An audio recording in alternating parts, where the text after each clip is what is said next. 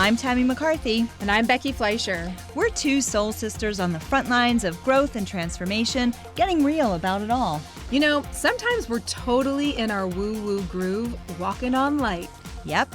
And other times, we lose our footing and end up tripping over those very same rays of sunshine. That's woo-woo in the real world. On this show, we're giving you an inside look at all the healing practices and mindfulness that we use and how we integrate them into our lives. Yep, we're talking to interesting people who can help us along the way as we look at some of the woo and wild things that make us go, We hope that you'll join us, living woo-woo in the real world.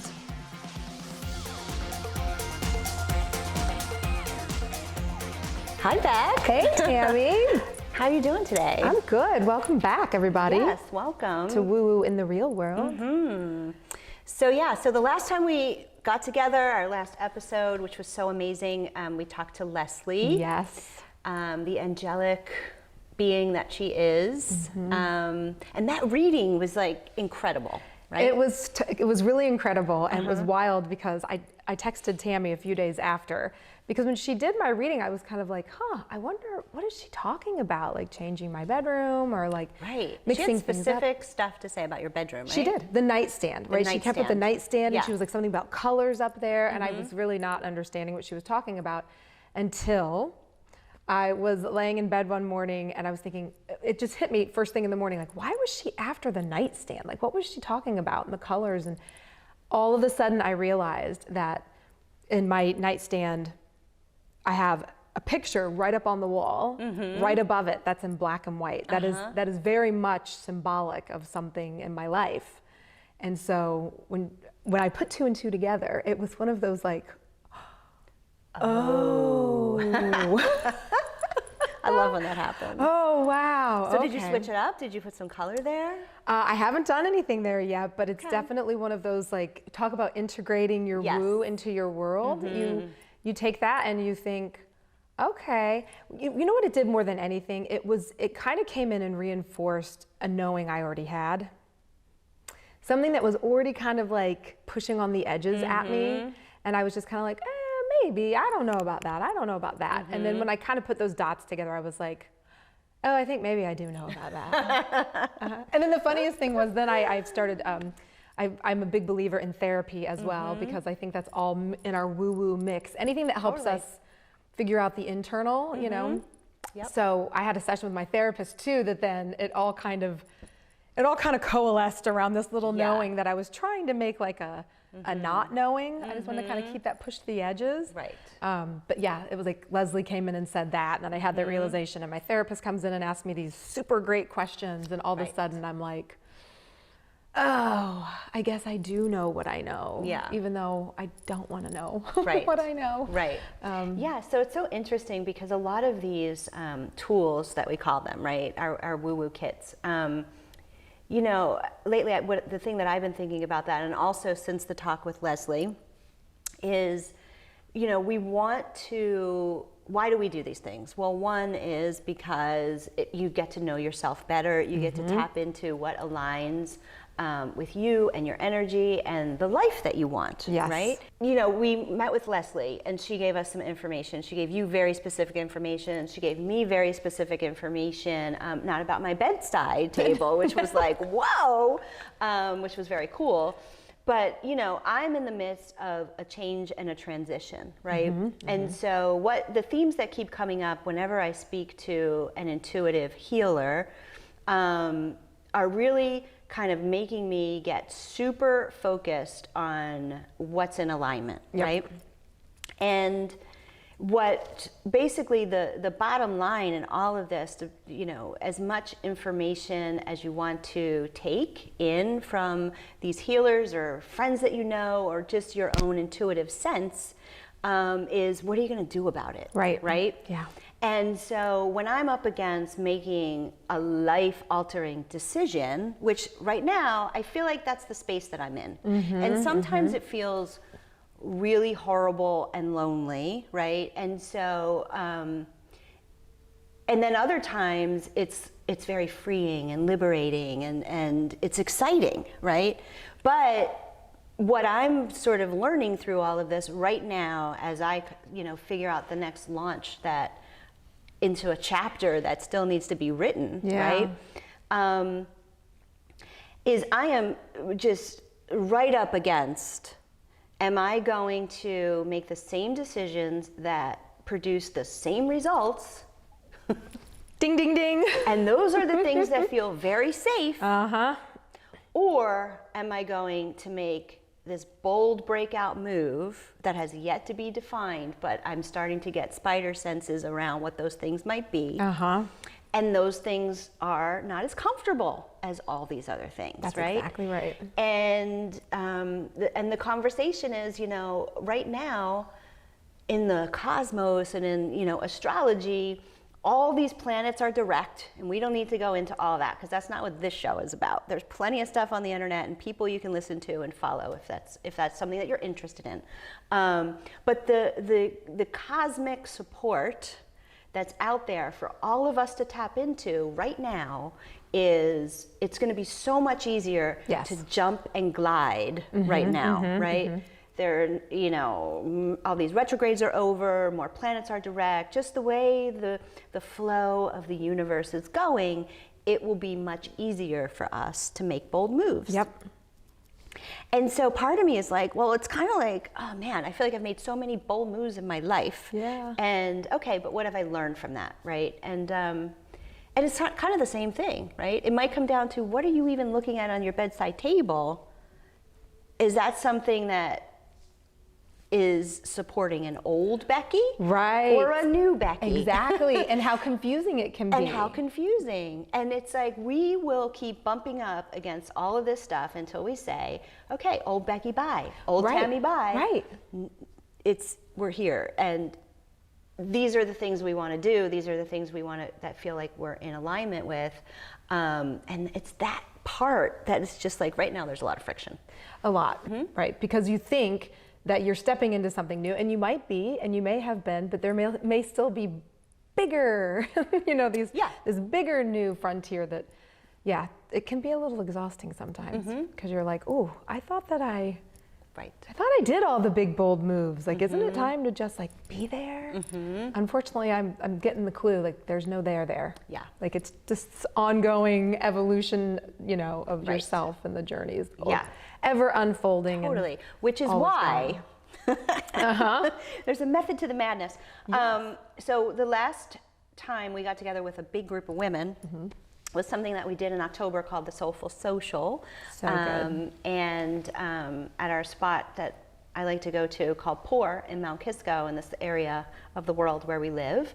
And so that's a night where it's not open to the public, and we tried this in October, where we brought together over 30 women who came, and we had a tarot reader, we had a shaman, we had a Reiki healer, and we had Yuj that we did the cacao ceremony. And our episode with, and we talked about sound therapy and vibrational therapy.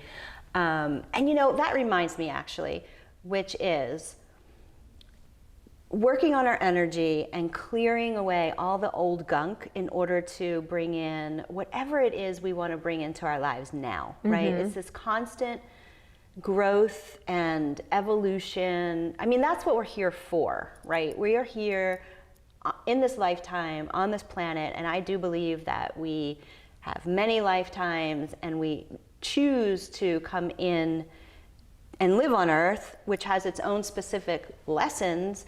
But the more and more I dive into this spiritual journey and teachers, and I'll forever be a student of all this, is there's life on other planets, and in this crazy universe that we live in. And so this is just one small station that we have, which is, as spiritual beings, we're having this human experience, right? And so right now, and I know we each have had major experiences where, look, I mean, I didn't know who my dad was, right? And I didn't stop that journey. And I knew that in order for me to find him, meet him, possibly have him in my life, I would have to shed a lot of beliefs, conditioning, not worrying about other family members who might not like me having that relationship, right? Yeah. You've had to make some changes in your life where, you know, it's very deeply personal and private when that happens. But each time, so when I did that, and it's amazing, and you did that, and it's amazing, it's incredibly hard, but you shifted energy, you worked on all the lessons, and bam, you know what? You're in a new frequency now. It's true. Right? And so, but now here we are, and I'm in the world of I know my dad, and, you know, you're not married anymore, and you're doing your stuff, and I'm, you know, but it's like, now what? What's that next level of growth, right? Which brings me back to the Soulful Social and getting together with people in real life, because also the pandemic has jarred us all, right? And we've all had to shoulder a lot everywhere, and the world still spins and life still goes on. And, you know, it's like I opened up my feed a couple of days ago, and there's just so much violence and tragedy. And so what do? How do we work with those emotions? How do we work with that energy? How do we lead our lives with integrity? And so I believe that this work is all part of it, and also getting together with other like-minded women, wherever they are on this spectrum. Right? Yes. And that was amazing to see in October. So we're going to do it again in February, and it's coming up. But it was really powerful to see that, because I didn't know what to expect. Yeah, and I think it's funny because I know we're going to, in this episode, we're gonna talk to, well, we're gonna hear some of the women who were at the last one, because we took some video, we did some interviews while we were there. So we're gonna talk about shared that. Where they are on their journey, which is awesome. They did, which was super interesting to me, because honestly, I didn't really know, like you, like I didn't know going into it what people would think or where they were, and, you know, was this just like a fun outing and just a night out and a curiosity, or was it really a deeply spiritual practice and something that they really engage in? And one woman, I think it was Sharon, she was saying, she was awesome. She was so awesome. We'll snip a part of her interview on the patio. She was saying it's hard to find other people who are, you know, she was kind of saying, like, I'm not hippy dippy trippy, you know, but I am. She's got a corporate job. Yeah. She's like, she's like, I'm a consultant, you know, I'm a hard driving businesswoman. Right. And these things are a big part of my spiritual practice. But where do you find the people who are doing it, right? Where do you find your community? Which was another huge theme through all of the conversations that we had that night. Is that honestly, in every single person that we spoke to, they all said, community, like-minded women, kind of coming together around these things where it doesn't feel outside of mainstream. It's just part of our lives. So it was interesting. I think part of what I'm called to is to be a facilitator for people, mostly women, right? You know, I'm not a healer. I'm not looking to do that in any shape or form for people. But what I like to do is inspire women specifically, and I love to hold space for women to discover that part of themselves. You know, how, and I think Jen spoke about it on the patio, and Jess and Sarah actually spoke about this a little bit too, and it seemed to be a theme in the comments of, I need to get off of this hamster wheel. Yes. I need to fill up my own cup and spend time with other people, but in a way that feels really connected, right? And the other thing is that I think having fun while doing these things is really important. Yes. You know, like, we need to just let ourselves play and be free and have these conversations and really connect with people. And so that was really something that, for me, that was surprising, that aspect, and how that really resonated for people. I love that you brought that up, and of course you brought that up. Like, of course you brought it up, because I'm reading Rick Rubin's book. I think it's, I don't even know the title. I think it's something like The Creative Way of Living or something. It's a new book. And Rick Rubin, for anyone who doesn't know him, is a major music producer. He's awesome. Huge, I love him. Huge. He's just so cool. So creative, just a very innovative. Total zen. Yeah, completely zen. So, I mean, he's behind everybody though, like he the really Beatles, is. Adele, yes, like the whole spectrum everyone. of people. He's amazing. And so he has this new book, very cool. They're like short, tiny little chapters. And no joke, I was just doing my annual physical this morning, and I was waiting to get my blood work done, and I was reading a line that he wrote, and I can remember it because it stood out so much. He said, "We're not playing to win, we're playing to play." And that line just jumped right out at me because that's so great. I've had so many healers and so many of the people I've been working with have been telling me for this year, and Leslie said it actually on the show last time. She said, "You need more play," and which is funny to me because, I guess I have always thought if you're playing, it's not serious. It's not like. Nothing can come from that. That's just something to the side. You know, when you're really getting down to business, like you got to be in the business, which is a little dumb because I'm a musician, and when we play, like we're playing to play. Like, we're playing to make great music and to have fun and to have fun with our audience and the people that are there and to connect. So it's been an interesting like lesson to me of, we're not playing to win. We're playing to play. And there's a lot of value in that. So much. So much value in that. Yeah, I love that. That's really powerful. Yeah, that was a good insight for me. So along those lines, right, because for me, that came up with Paul Kempisti, the herbalist. So I went for my acupuncture and my cupping session. And, you know, he just gets me every time by looking at my tongue. Apparently, when I flip my tongue up and he sees the veins under my tongue, he's like, "You are not shaking your booty, are you?" Just like, damn. He can tell that you're not having enough fun. Like, and so, you know, that brought me to that's so funny. Intentions, right? And, you know, all this stuff can feel just like so up in your head.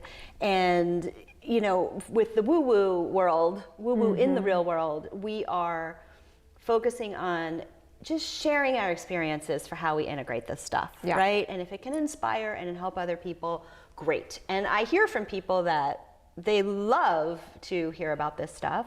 They're curious about it. You know, and it just gets down to the tangible, like what works for you, Becki, may not work for me, Tami, or something that I share may work for you that you never thought of, right? Correct. And so something came up like that because when I was thinking about the February social and this idea of play, one of the most playful things that I've done at Kahlo that has resonated with so many people over and over again are our sip and paints. And so Kendall Klingbeil, the artist that I collaborate with for these, she's actually been called by the New York Times the energy painter. And her work is stunning and it's always all over my shop. But at the same time, she is deeply spiritual, and you know, she meditates, and she's a Buddhist, and it just shines in her work as well as her interaction with people. And when we have these sip and paints, there's something else going on that is much deeper, right? And as I've always said, it's not just about us going and painting flowers for the night. There's really something a lot deeper that goes on between the connection that we have to ourselves, to what we're putting on the canvas, and to the people that are there. There's just this amazing shared experience. So I wanted to bring that into the Soulful Social. Also just to remind myself to do those things. And so that's going to be a part of the experience. But also and we're going to paint mandalas, which is actually kind of a ritual in and of itself. And then the other thing that we're going to be doing is you're going to be doing the sound aspect of it for us, which I'm so excited about. And we'll hopefully give folks a little teaser that we can throw in maybe at the end of this episode. And we're just going to have fun. And Eve Kerwin is going to be there, the White Buffalo Woman, and she can channel some shamanic messages. She was a big hit the last time. But, so I was thinking about this, and we can try it, right? Because everybody, it's the beginning of a year, right? And, you know, goals are on people's minds and intentions and what do we want to manifest in our lives, right? But how do we just bring that down to brass tacks? Like, goals just seem, when I think about goals, it's just, I don't know, I have a problem with that. I do too. Because I always feel like it's like down there somewhere and I've got to get to like that goal. And my life has never, like when I think about all the things that have happened of significance, they had nothing to do with a goal. Right, and goals also, and listen, I used to be a project manager, so so goals and benchmarks and timelines and hitting things were, you know, they were part of my everyday. And running my own agency, like I did that for my clients. Of course. 100%. Yeah. Yes. But there's something to be said for when you're talking about like a spiritual evolution. It can't be that rigid, you know. It has to be more fluid. And I liken it to, you know, picking a path, like thinking of you're following a path versus a plan. Yeah. Right? Because a path can meander. It can, you know, take turns and twists, and it's going to. Life is going to do that. Life's going to take turns and twists, and so's your evolutionary growth. Yeah. But a plan is that's a goal, and then an action thing, and then like a whole list. Yeah. There's a place for plans. I feel like what we're talking about is more path, more path, which is more of what you're saying, like 100%. Yeah. Yeah.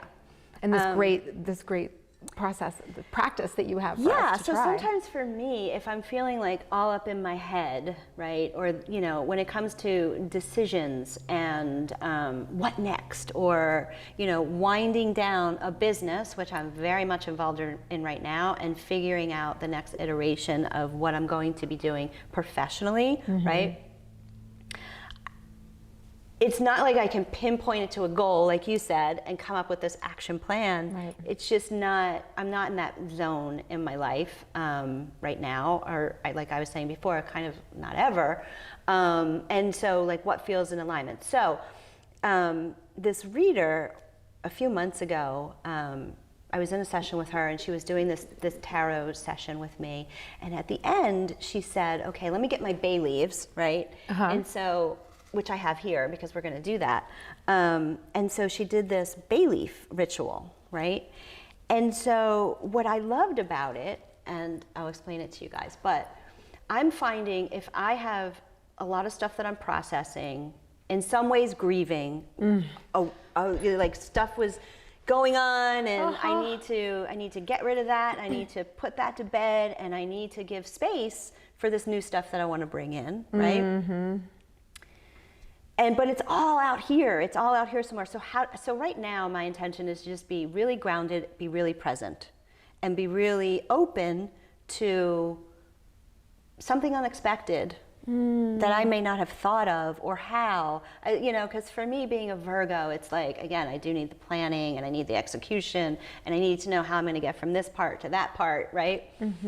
And so the bay leaves, and also, you know, I work with crystals a lot, right? I've got my bag here. Yeah. So you can, and, you know, folks that know me know that I do lots of different things with smudging or baths or crystals.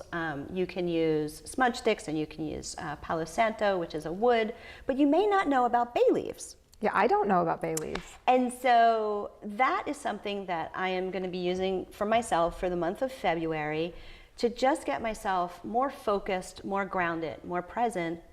But bay leaves are very beneficial for good luck, good fortune, success, amplifying your own psychic abilities, prosperity, but also it's a great manifestation tool. Oh. And you literally write on the bay leaf what you would like to call into your life, what you want to manifest. And it could be one bay leaf and one thing, or you could have 5 bay leaves, like whatever it is for you. And then you put it in a bucket. This is one ritual, which is the burning of the bay leaves, right? And then you burn your bay leaves. And then if you want it to solidify that even more, you would plant it into the earth. Ooh. Yeah. So I got you your own little personal bucket there. All right. Yeah. And then I have crystals, and I asked you to bring some too. Yep, I have my bag of Kalo crystals here. And so when you're doing a ritual, and again, it is really just about, I mean, everybody's monkey mind. We all have it in different ways, right? Depending on what's going on in your life, your partner, your kids, your career, whatever it is, right? You may have elderly parents that you're taking care of. You know, I recently had to start thinking about that stuff, and I had to relocate my parents. And, you know, there's just a lot of stuff always kind of pulling at us. So for me, I'm leaning into these types of rituals more to ground my own energy, to protect my own energy, and to call in and be more intentional about what I want. What is the life that I want to create? I don't want to be in reactive mode, and I also don't want to be in people-pleasing mode. And those are 2 modes that have been like really dominant for me. Yeah, those are two modes I think Right? for most women, we kind of oscillate between the two, right? Yeah. We're either reacting or we're people pleasing. Yeah. And like finding that solid, steady, calm middle where it's you is the name of the game for most women that they're really after. Exactly. Yeah. For me, at this point in my life, it's just major transition mode. Yeah. You know, and so much can be tugging at you, right? But we're all here for that ultimate upgrade of our own frequency, our own vibration. You know, I want to be, you know, working from a true alignment perspective. And that doesn't mean that there aren't issues and problems and challenges. That's not what it's about. But at least I know that I'm not going to, hopefully, be repeating just the same old crap. Yeah, good pattern interrupt. Right? Yes, I had a whole day of journaling about that yesterday. Yeah. So. Right. Pattern interrupts, and being able to see them from that solid, stable place of being able to see, that keeps happening, that keeps coming around. Right. And how am I going to get in there? Yeah, and that's take one small little action. It only takes a small action to interrupt Which the is pattern. that's what intentions are about, right? That you can have little successes, even if it's, you know, my intention today is I'm just going to be more present. My intention today is I'm just going to notice all the amazing people like you in my life, or Sofia, right? That are in my life now, that are here as part of my tribe, and the people that I love, and the people that inspire me, versus the people who have issues with me, or the people who, you know what I mean? It's like, who cares? Right. Who cares? Well, I when I was getting into my meditation and all of that kind of things, I was in a leadership position at the time in an organization that was going through a major transition. It was very difficult, and there were a lot of challenges and a lot of personal tenderness, I'll just say, that was in the mix. And I remember I was heading into one meeting and I knew it was going to be a challenging meeting, and some hard news had to be shared, and some hard things were going to be discussed. And I remember driving there and thinking, like I was kind of going through my bullet points, right? My list, my plan, right? And then I stopped myself and I said, no, I don't actually need to go over the plan anymore. What I need to do is to get clear about what my intention is for this meeting. And I said to myself, my intention in this meeting is to be soft and warm and open to holding people's emotions, because they're going to have them. Yes. And I need to be ready to just accept and be there as just a place for them to land without reactivity, like without me, you know, going into reactive or people-pleasing mode, because I couldn't do either. In that, both of those things would have sabotaged all of the efforts we were trying to make. Right. The universe loves when we write intentions. Oh, right? yes. But also to really tap into the feeling of that. How will you feel after the meeting, right? Or being more present today, what is that feeling that I want to feel, right? So the feeling of it is absolutely so important. And also the vision that you hold of you leaving that meeting, you the next day going into the office, right? All of that stuff from writing it to feeling it to seeing it is really what brings the manifestation in, right? That's right. And so do you want to do it now? I would love to. We'll do a little ritual? Absolutely, fantastic. Okay, so. Lead us through. How does this work? All right, well, take if you want one or two bay leaves, I think I'll just take your Sharpie. So wait, is it one intention per bay leaf? Is that what you do? Mm-hmm. Yep. Okay. So, I'm going to use this book. I'm taking two. Oh, yeah. I've got my notebook here. Yeah, so All it's, right. Whatever you want to manifest. Okay. This is always where I get stuck. Like what I want to manifest, like bigger term, like, okay.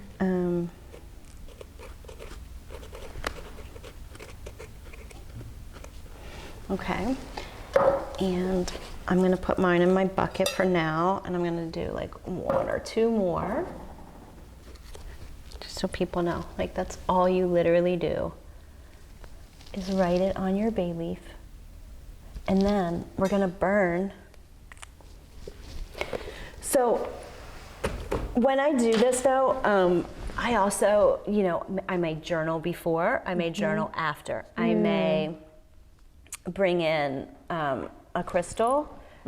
This one is orange calcite, which is very good for just trusting your own intuition and psychic abilities, and just really tapping into your highest self, which always knows, right? But you just really have to be connected to it.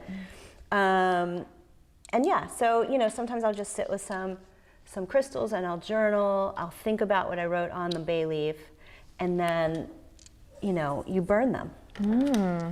You can Google ritual with bay leaves as well.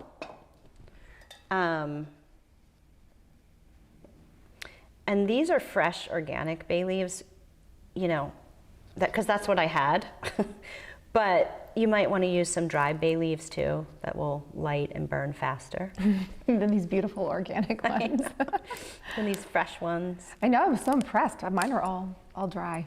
I don't have any fresh bay leaves. And also like the smudging of sage or Palo Santo, when it's really smoking up, you can walk around your house with it, and you can smudge your house as well.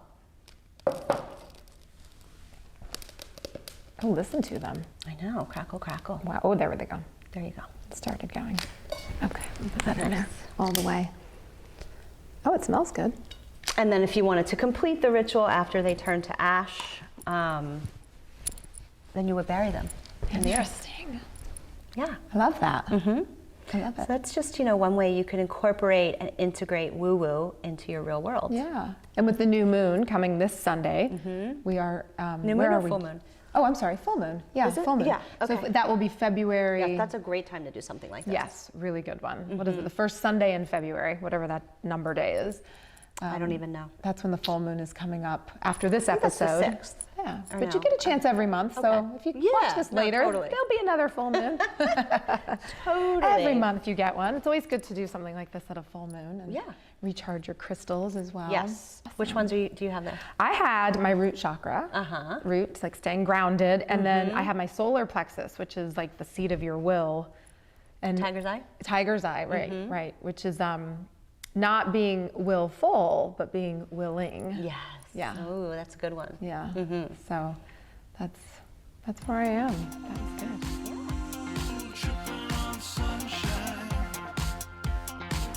There were great conversations we had with some really fantastic women out on the patio at POUR. We asked them 5 questions. We asked each of them 5 questions, which was, what drew you to this event? And a little plug for our connector here, Tami. Every single person said that what drew them to the event was Tami, which I know. That was really fun to see. yeah, but it's like that's legit, because you really are. I mean, you said earlier you see yourself as a facilitator, and you really are. I mean, you do connect people. I mean, you just connected me and Jen, who you're going to see in the footage coming up. Yes. We ended up just working on a project together, but you're so excellent at that, bringing people together. I do love that. Yeah. So that was interesting. That was the first question. And then we asked everyone, because it's a soulful social, so we asked everyone, what does soulful mean to you? I think it can have different, answers for different people. Anything they came specifically for, like Tami mentioned, we had lots of different energy opportunities that people could engage with that evening. So just to see if anything stuck out. One of my favorite questions was the woo scale. Yes. Where do you fall on the woo scale of 1 to 10, with 1 being, this is just fun, Right. it's a night out. Just curious. To 10 being, oh, no, these are like part of my actual spiritual practices. Right. So we asked that on the woo continuum. Which, by the way, Becki, where are you on the woo scale? Oh, where am I on the woo scale? I'm pretty high up on the woo scale. Yeah. I would say I'm probably a good 8, 9, or 10. Probably 9. I'll give myself a 9. There's always room for growth. Yeah. But I'm definitely up there. What about you? Yeah, I think so. I mean, I think I'm around an 8. I don't know. I mean, there's so much in this plant medicine world that, to me, that's the 10. Like, because I haven't done any of that stuff. I'll be honest, I haven't. Yeah. And you got to really work with good people. Yes, you do. I think there's a ton of benefits to it. Yeah. And that's where I'm woo curious, right? But yeah, I'd say about an 8. I'm woo curious for you, actually. I'm too chicken to do this. My vocal coach has encouraged me to do a lot of this stuff, and I'm like, we'll see. Never say never. I don't know about that. Never say never. That's true. Never say never. Okay, that's interesting. To be determined and to be seen how that plays out. Yeah. So great answers on that, actually. And it was actually very interesting. I found the answers to all the questions super interesting. And then the last one was, how do you integrate the woo into your real world? And again, just fantastic answers. Yeah. You know, the theme really, there were a lot of themes that played out. And I think one of the things that people maybe who are listening to the show, who are maybe woo-woo curious, that one of the women, I think it was Sharon again, was saying, you know, this, having an event like this allows you to kind of approach it in a soft and easy, social, community-oriented way. Not a lot of commitment. Yeah, it doesn't feel like quite as intense as maybe if you went on a one-on-one with an energy healer and you're not sure, like, what's this about? You're not sure how to engage. So a lot of people commented on that it was nice to have that experience. So, I love it. Yeah, we hope that you enjoy hearing from our wonderful friends who were at that event. Yes. And we hope you consider joining us at one sometime, maybe February 7th.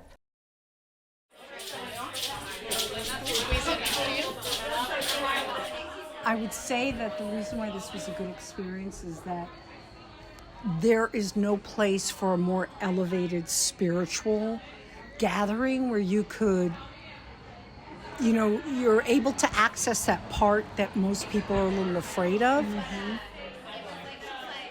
You don't have to follow your life to a T just because, you know, the Tower card got pulled upside down, but you can just be mindful of what's going on in your life. I don't meet people like this that are as introspective. Right. It's not woo-woo because we're in it together. We're in the trenches. Yes. We should be lifting each other up, and everybody's going to have a different scale they fall on, but we have to remember that, you know, our neighbors are in it with us. The more you do this, the more it opens people up and it makes it acceptable. Like, I've met some incredible women, more women tonight that I probably wouldn't meet in the day-to-day. And they're also business people, but it's okay to talk about this. I actually see Kristen. I believe a lot in energy, and that's a big part of my life, but it may not be part of everybody, so it's giving them a chance to, like, really sample all of these things and how it can make them more holistic. I'm a mom of a toddler and I work at home. So mama needs to get out. She needs to go to wellness events and talk with other women and, you know, have fun. You know, living in this world where you get so much influx of whether it's social media, whether it's your kids and your husband or your wife or what have you, it's just a lot of stuff, and here it just makes me grounded, and I know it's a moment for me to shut off from all of that. There was a long time that I was just internalizing everything and being like, I can do it by myself. And then you realize you have this whole community. And the white buffalo woman, she told me the craziest story that in a past life, I was abducted. And I've always had this fear of being kidnapped, like from a young age. And she told me, she was like, your highest self, you know, your spirit guides, they want me to tell you this. And I was like, wow, this is scary, but like also, you know, kind of like mind shattering. So I was like, I could just let that fear go. This is why this came up for me. Even when you go into these spiritual journeys, a big part of it is learning to let go, is letting go and trusting that the universe and that tribes have my back and that it's okay to ask for help sometimes. This, to me, is a recharge.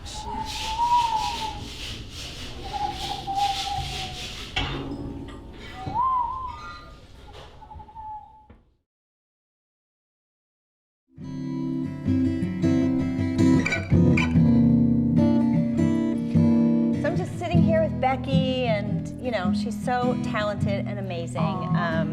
As you guys may or may not know, in addition to being the co-host of Woo Woo in the Real World, she's a legit musician. She's a badass. Thank you. And so talented. So Becki is actually going to be playing what we call a musical meditation for us during our Soulful Social on February 7th. And Becki and I actually traveled as part of a Woo Woo in the Real World experience where we do these mindful moments.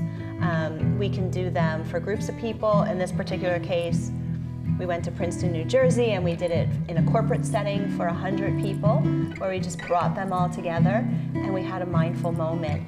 We're going to do a similar version of it when we get together for our Galentine's event on February 7th. I think I said February 7th a lot, but the event is February 7th. Bears repeating, yeah. Yes, yes, yes. And it's a moment for just tuning into our own bodies and our own energy, noticing how we feel in this moment and how we shift our energy at the end of the evening after we paint. Some people may see the shaman, some people may just come and paint and then participate in this musical meditation. So you want to give them a little sample? Sure. Not sure if we'll use this song or another. Yeah. Got to slow down and look around.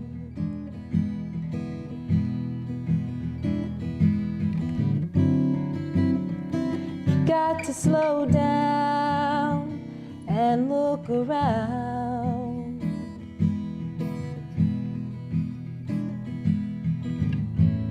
You don't know what you are missing.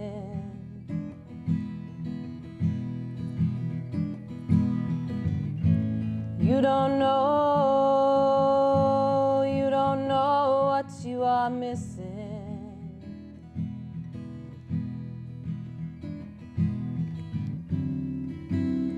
So you got to slow down.